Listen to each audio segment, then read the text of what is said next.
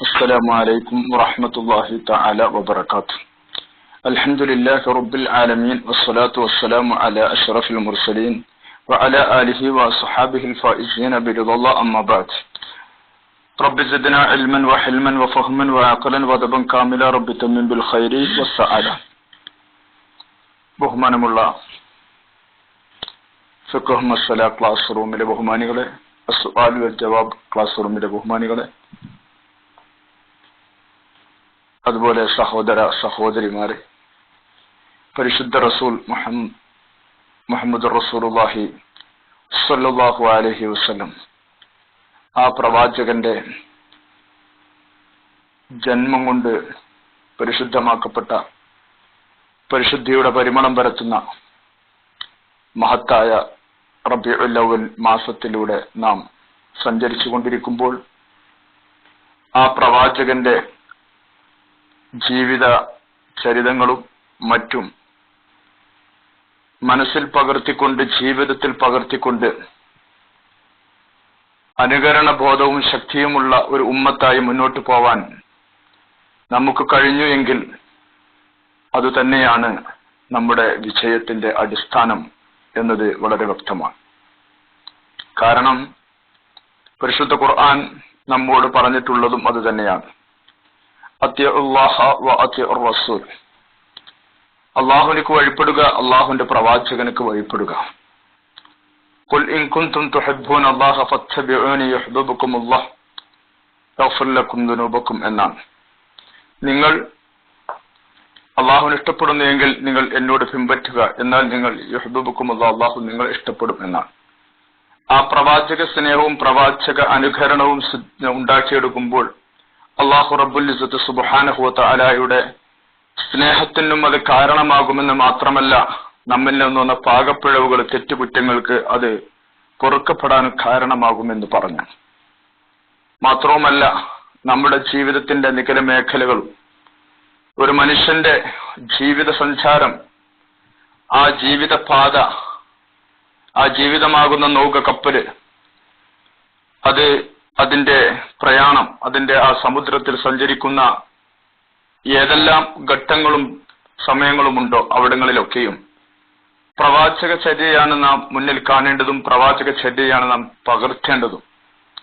അതാണ് നമുക്ക് നമ്മുടെ ജീവിത ലക്ഷ്യവും അതാണ്. ആ ലക്ഷ്യം സ്വീകരിച്ചുകൊണ്ട് ലക്ഷ്യസാക്ഷാത്കാരമായ പരിശുദ്ധമായ സ്വർഗലോകം നമുക്ക് പുൽകാനും അപ്പോഴേ കഴിയും. കാരണം പരിശുദ്ധ ഖുർആൻ പലയിടങ്ങളിലായിട്ട് നമ്മ ഉണർത്തിയ ഒരു വലിയ മെസ്സേജ് ഉണ്ട്. ലഖദ് കാന ലക്കും ഫീ റസൂലില്ലാഹി ഉസ്വത്തുൻ ഹസന. തീർച്ചയായിട്ടും പുണ്യപ്രവാചകൻ മുഹമ്മദ് റസൂലുള്ളാഹി സ്വല്ലല്ലാഹു അലൈഹി വസല്ലം തങ്ങളിൽ നിങ്ങൾക്ക് ഉദാത്തമായ മാതൃകയുണ്ട് എന്ന്.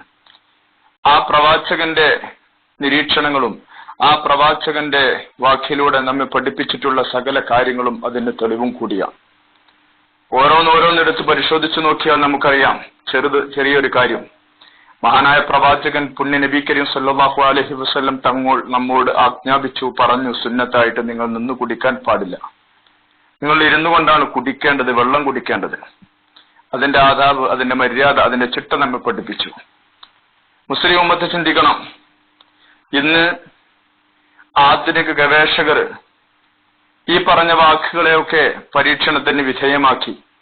എന്തുകൊണ്ടാണ് പ്രവാചകൻ പുണ്യ റസൂൽ കരീം സല്ലല്ലാഹു അലൈഹി വസല്ലം ഇങ്ങനെ ഒരു ആജ്ഞ പറഞ്ഞത്, എന്നാണ് ആ വാക്കിന്റെ ഉള്ളിലുള്ള പൊരുള് എന്ന് പരിശോധിച്ചപ്പോ അവർക്ക് കണ്ടെത്താൻ സാധിച്ചു. അവർ പറഞ്ഞു, അങ്ങനെ നിന്ന് കുടിക്കുകയാണ് എങ്കിൽ ഒരു മനുഷ്യന്റെ പെട്ടെന്നുള്ള മരണത്തിനത് കാരണമാക്കും എന്നാണ്. അവന്റെ കുടലിലൂടെ ആ വെള്ളം എത്തേണ്ടത് പ്രകാരം എത്തുന്നില്ല, അതിന്റെ സഞ്ചാരപഥം ശ്രദ്ധയുണ്ടെന്നത് രീതിയിൽ ആവുകയില്ല. ആ പ്രവാചകന്റെ വാക്കുകൾക്ക് പ്രസക്തി ഏറിക്കൊണ്ടിരിക്കുന്ന ഒരു കാലഘട്ടം. മനസ്സിൽ ശ്രദ്ധിക്കണം. ലഖദ് കാന ലക്കും ഫീ റസൂലില്ലാഹി ഉസ്വത്തുൻ ഹസന. അതുതന്നെയാണ് പ്രവാചകൻ വലത്തെ കൈ കൊണ്ട് കുടിക്കണം, ഇടത്തെ കൈ കൊണ്ടല്ല. അതിലും ശാസ്ത്രീയ ഗവേഷകർ അതിന്റെ തത്വങ്ങൾ കണ്ടുപിടിക്കാൻ ശ്രമിച്ചു.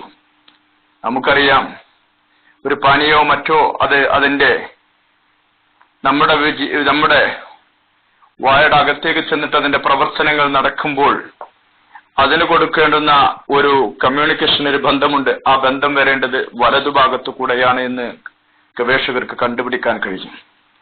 അതുപോലെ തന്നെ കക്കൂസിൽ നിങ്ങൾ പോകുമ്പോൾ ഇടത്തുകാല് വെക്കണം എന്ന് പറഞ്ഞു. മാത്രവുമല്ല അവിടെ ചെരുപ്പ് ധരിക്കണം എന്നും പറഞ്ഞു. ചെരുപ്പ് ധരിക്കാൻ മറ്റുള്ള എല്ലായിടങ്ങളിലും പറഞ്ഞിട്ടില്ല. അതൊരു സുന്നത്താക്കി പറഞ്ഞില്ല. പക്ഷെ ഇവിടെ അത് കാരണമാണ്.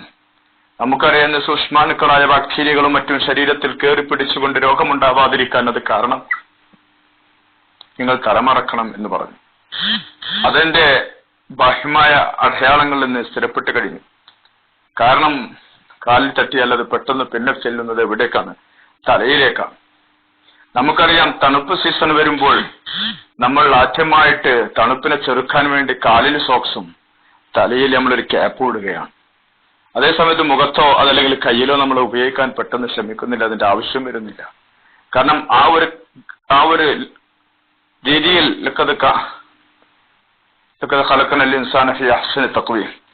വളരെ സുന്ദരമായ രീതിയിൽ നമ്മൾ അള്ളാഹു പടച്ചു എന്നതിന്റെ മറ്റൊരു വശം അതിലാണ്. പറഞ്ഞു വരുന്നത് പുണ്യപ്രവാചകൻ റസൂലുള്ളാഹി സ്വല്ലല്ലാഹു അലൈഹി വസല്ലം തങ്ങളെ എവിടെ ഇരുന്നു കൊണ്ടും എപ്പോഴും ഏതു സമയത്തും അള്ളാഹുവിന്റെ റസൂലിനെ ഓർക്കാൻ കഴിയാത്ത ഒരു ഘട്ടമില്ല. ഞാൻ പറഞ്ഞു വരുന്നത് അതാണ്. പ്രവാചകർ റസൂലുള്ളാഹി സ്വല്ലല്ലാഹു അലൈഹി വസല്ലം തങ്ങളെ മദ്ഹ് പറയാതിരിക്കാൻ ലോകത്ത് എവിടെയും സാധ്യമല്ല, ആർക്കും സാധ്യമല്ല. അമേരിക്കയിലായിരുന്നാലും ഇംഗ്ലണ്ടിലായിരുന്നാലും യൂറോപ്പിലായിരുന്നാലും അതല്ലെങ്കിൽ ലോകത്തിന്റെ ഏത് ഭാഗത്തായിരുന്നാലും അവിടങ്ങളിലൊക്കെയുള്ള ഇസ്ലാമിസ്റ്റുകളായാലും ഇസ്ലാമിസ്റ്റുകൾ അല്ലെങ്കിലും ഓരോ പ്രവർത്തനങ്ങളും ഓരോ കാര്യങ്ങളും പ്രവാചകൻ പറഞ്ഞ ആ സത്യത്തിലേക്ക് മടങ്ങിക്കൊണ്ടിരിക്കുമ്പോൾ അറിയാതെ പറഞ്ഞു പോകും, മുഹമ്മദ് ഈസ് ദ ഹീറോ, മുഹമ്മദാണ് സല്ലല്ലാഹു അലൈഹി വസല്ലം തങ്ങളാണ് ഹീറോ. അല്ലെങ്കിൽ പറഞ്ഞു പോകും Muhammad is the greatest scientist in the world, പറഞ്ഞു പോകും. അവിടെയാണ് പ്രവാചകനാണ് ലോകം കണ്ട ഏറ്റവും വലിയ സയന്റിസ്റ്റ്, പറയാതിരിക്കാൻ കഴിയില്ല. അപ്പോൾ ഈ ഒരു ഘട്ടം, ഈ ഒരു രീതി, ഈ ഒരു അവസ്ഥയിലേക്കാണ് പ്രവാചകർ റസൂലുള്ളാഹി സ്വല്ലല്ലാഹു അലൈഹി വസല്ലം തങ്ങളുടെ ബാഹ്യമായിട്ടുള്ള ബുദ്ധിജീവികൾക്ക് മനസ്സിലാക്കണമെങ്കിൽ ആ പ്രവാചകന്റെ വസ്തുതകൾ അങ്ങനെയാണ്. ഒരു ബുദ്ധിജീവി ഇരുന്ന് ആലോചിക്കുകയാണെങ്കിൽ, പ്രവാചകനെ കുറിച്ച് ചിന്തിക്കുകയാണെങ്കിൽ, ആ പ്രവാചകൻ പറഞ്ഞ കാര്യങ്ങളെ കുറിച്ച് ആലോചിക്കുകയാണെങ്കിൽ, ആ പ്രവാചകന്റെ മദ്ഹുകൾ അവൻ മനസ്സിലാക്കുകയാണെങ്കിൽ അവൻ ഇസ്ലാമിലേക്ക് കടന്നു വരും. ഇസ്ലാമിനെ അവൻ മനസ്സിലാക്കാൻ ശ്രമിക്കും.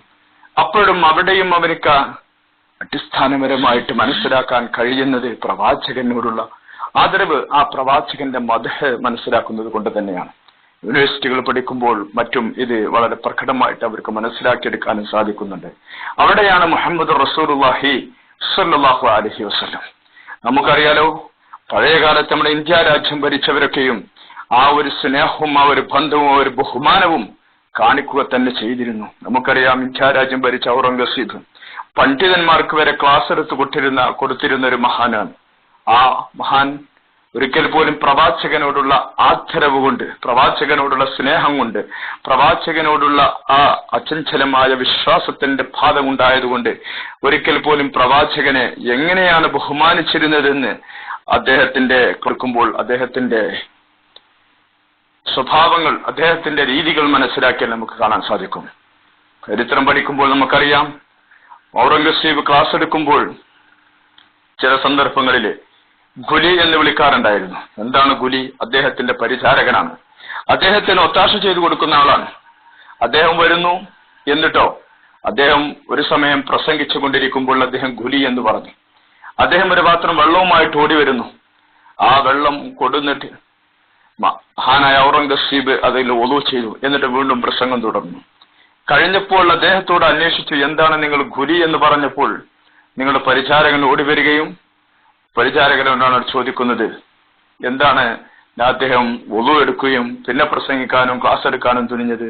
അപ്പോഴാണ് പറഞ്ഞത്, അദ്ദേഹം ഒരിക്കൽ പോലും പ്രവാചകർ റസൂലുള്ളാഹി സ്വല്ലല്ലാഹു അലൈഹി വസല്ലം തങ്ങളുടെ പേര് വുളു ഇല്ലാതെ ഉച്ചരിച്ചിരുന്നില്ല, അതിന് മടിച്ചിരുന്നു. അങ്ങനെ അവർ മഹാനായ റസൂലുള്ളാഹി സ്വല്ലല്ലാഹു അലൈഹി വസല്ലം തങ്ങളെ നെഞ്ചിലേറ്റുകയും ആ പ്രവാചകനോടുള്ള ആദരവ് പ്രകടിപ്പിക്കുകയും ആ പ്രവാചകനെ സ്നേഹിക്കുകയും ചെയ്ത ചരിത്രങ്ങൾ ഇഷ്ടം പോലെ നമുക്ക് കാണാൻ സാധിക്കും.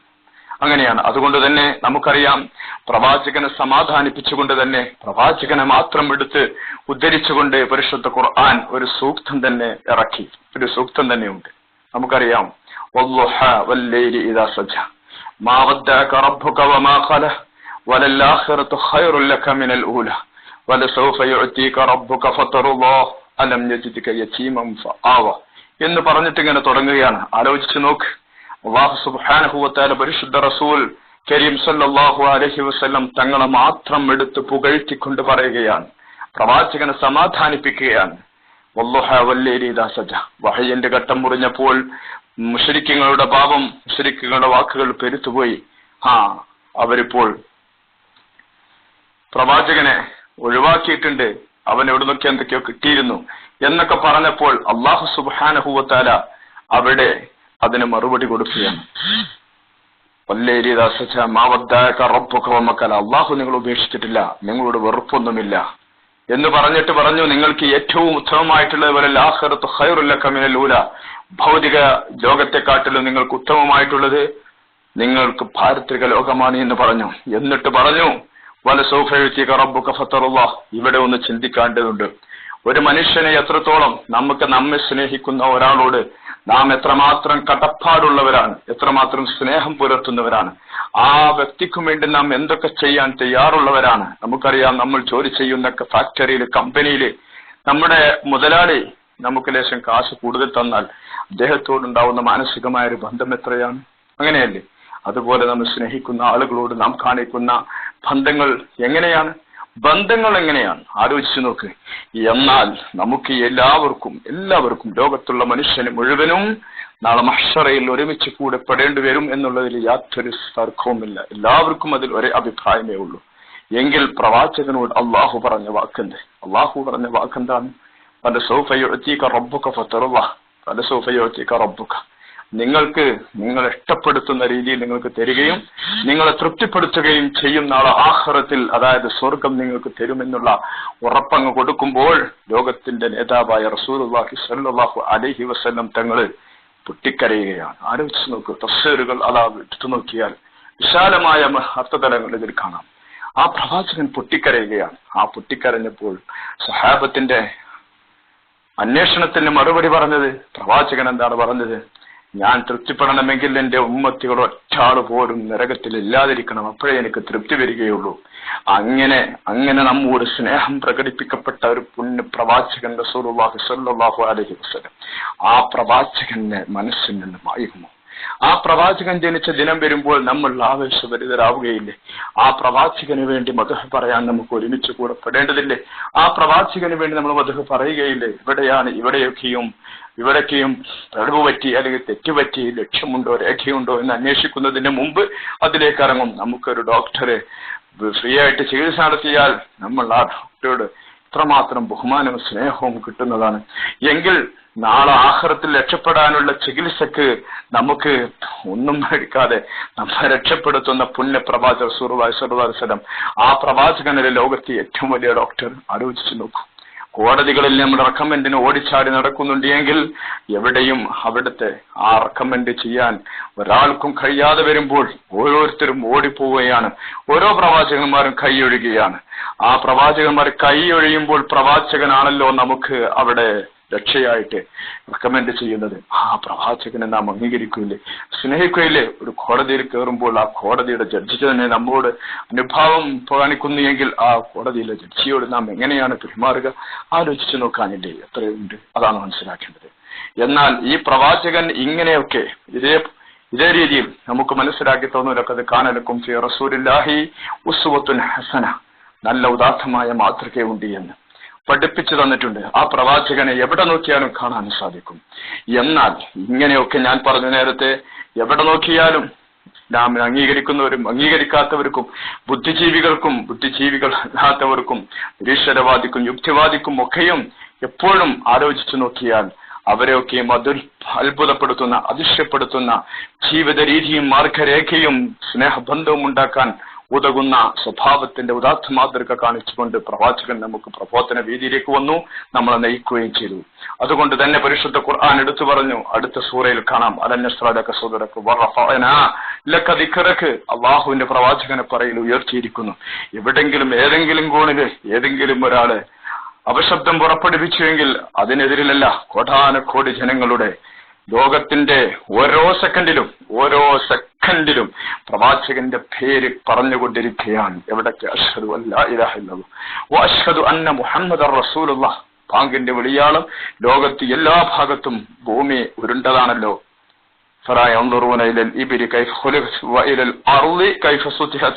ഭൂമി ഉരുണ്ടതാണ്. അതുകൊണ്ട് തന്നെ എല്ലാ ഭാഗങ്ങളിലും ഓരോരോ ടൈം വ്യത്യാസത്തിൽ അല്ലാഹുവിന്റെ പ്രവാചകനെ കുറിച്ചുള്ള മുഹമ്മദ് റസൂലുള്ളാഹി പറയുകയാണ്.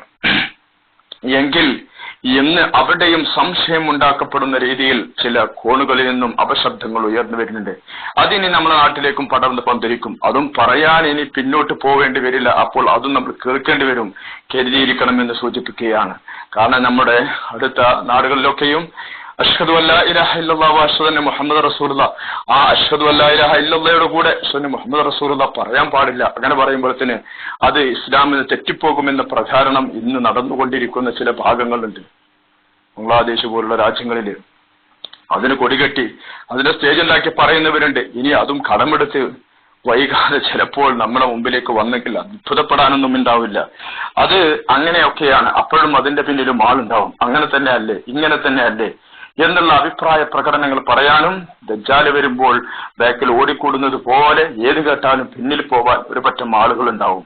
ആളുകളെ പിഴപ്പിക്കുന്ന രീതികളിലൂടെ വാക്കുകൾ പെരിപ്പിച്ചുകൊണ്ട് സംസാരിക്കുന്ന കൂട്ടക്കാരും ലോകത്തുണ്ടാവും.